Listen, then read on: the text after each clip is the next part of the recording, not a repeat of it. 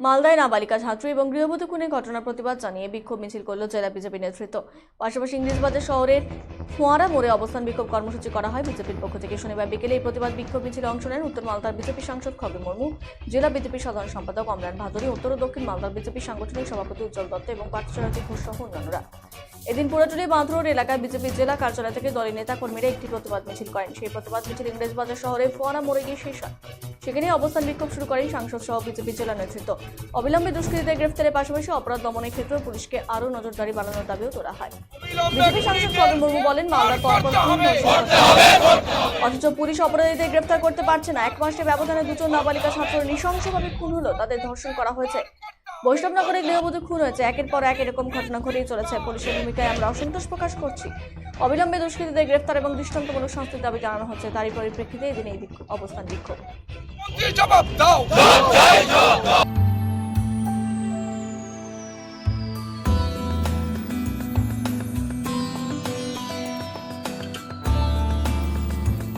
Hotel Padma residency, RRN road, Canara ব্যাংকের বিপরীতে, কোচবিহার।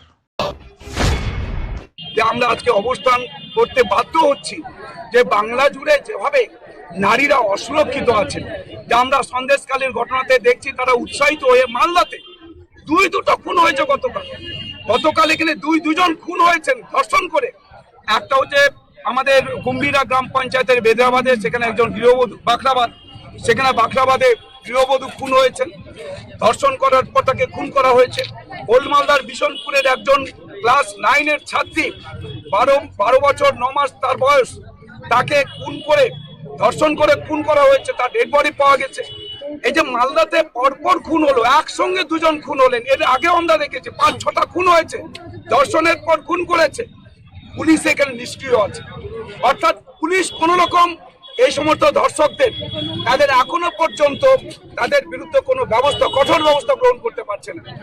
যারা পুলিশ স্পিকার, পুলিশ এখানে SP আছেন এবং এখানে DM সাহেব, তারা যতক্ষণ পর্যন্ত এই দুটো ঘটনার যারা আজকে দোষী, যারা খুনি, যারা দর্শক, তাদের যতক্ষণ পর্যন্ত তাদের গ্রেফতার না করছেন আমাদের এই অবস্থান চলবে। মালদায় আদিবাসী ছাত্রীকে খুন করা হলো কেন? পুলিশ মন্ত্রী জবাব দাও।